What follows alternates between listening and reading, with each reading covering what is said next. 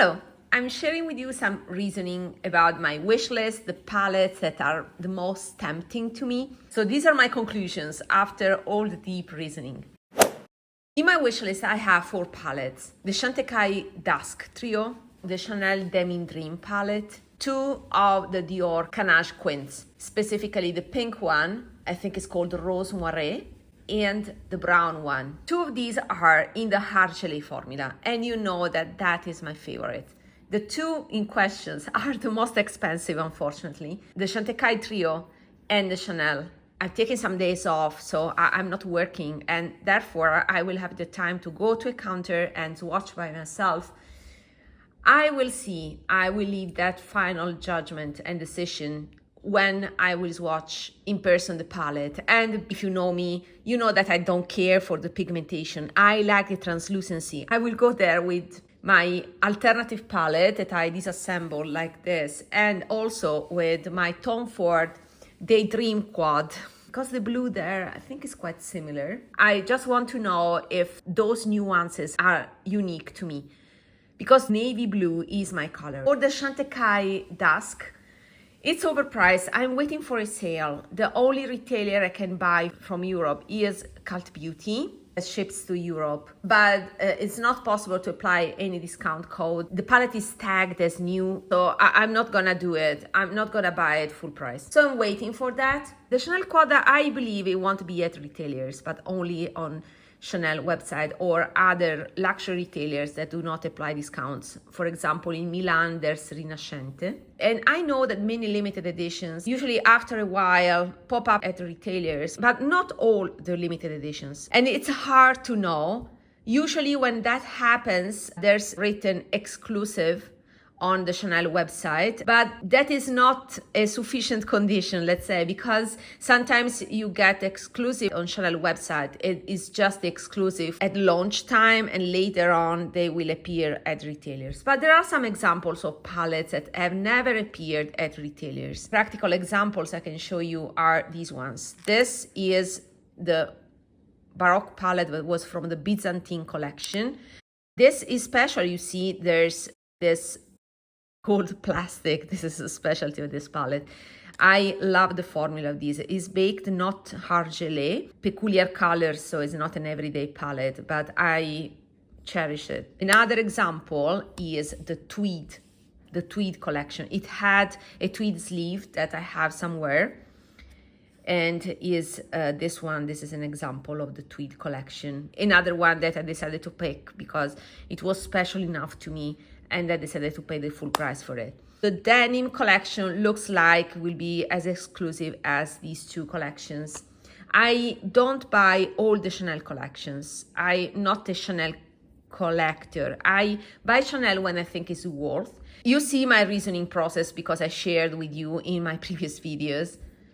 So while I'm safe from the Barredo Vesuvio, that was tempting as well, but that is overwhelming. I will wait just for the other palette. So for that one, I'm safe. I cannot say the same for the Chanel Quad from the Denim collection. And another example that I brought to you that I want to show you is that also Dior does this game. I paid 83 for this palette that is a standard palette, not even a special formula. It's the pressed talc-free powder from Dior. When I do that, it's just that I went crazy for the desaturation of this sage green.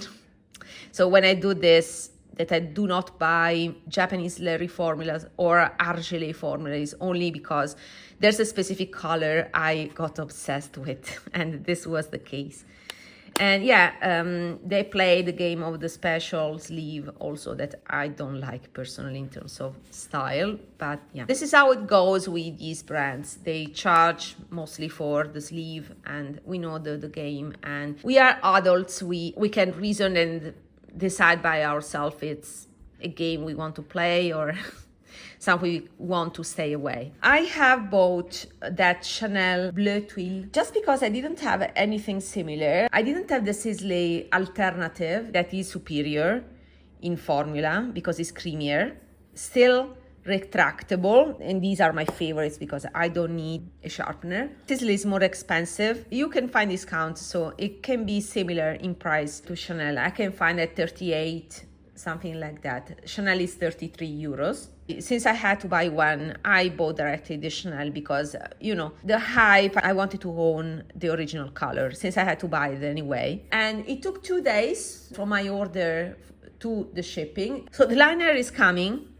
And then the palette, as I said, I will decide. The best Chanel swatches with comparisons, very detailed comparisons of those denim quads are from Anastasia de Vanzessier.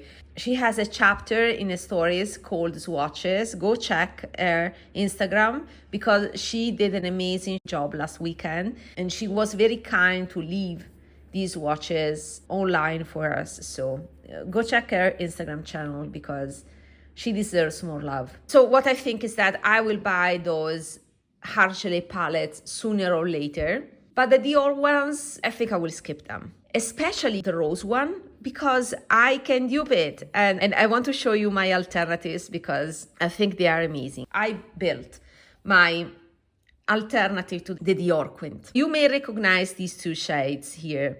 These are from Nabla and I showed them in my last video. These are quite old, and yeah, I didn't remember this, but I noticed that this was on, the name was on the back of the eyeshadow. This is called Millennium, and yeah, I think is a close dupe to that shade that is at the top right in the Chanel Rose Moiré, now that I've seen the swatches, and you can see the pink reflect. The other special shade here is another shade by Nabla, and this is called Selfish and is in the Celestial finish. Do you remember those glittery shades in the original Charlotte Tilbury quads or the Tom Ford quad? That formula was called Celestial as well. I believe that these were produced in the same factory. These are made in Italy as well. And so this is a glittery shade, looks gray, very gray and purple compared to the original Dior one. But you can sheer it out. And once you do that, I think you go very close because there are these magenta reflects. So yeah, I think this is a little bit deeper than the original one in Rose Moiré, but the concept was gray undertone. And to me, this is enough. I have to be honest, if this Cannage line was in the Argelé formula, I would have picked it up without any hesitation. Since it's the pressed powder formula, although I know that Cannage may be creamier, but I'm not interested in pigmentation.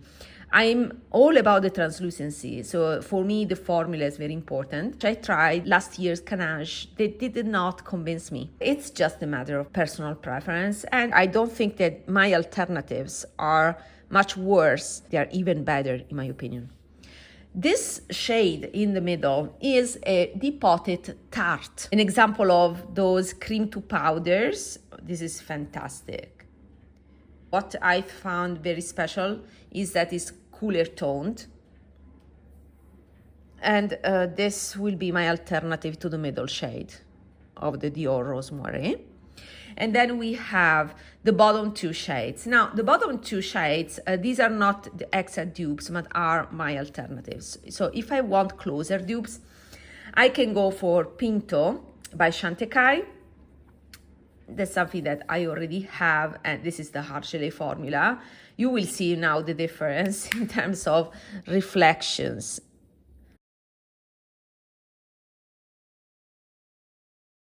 It has a pigmented base. I don't use so much because I'm more about the translucency and lighter shades.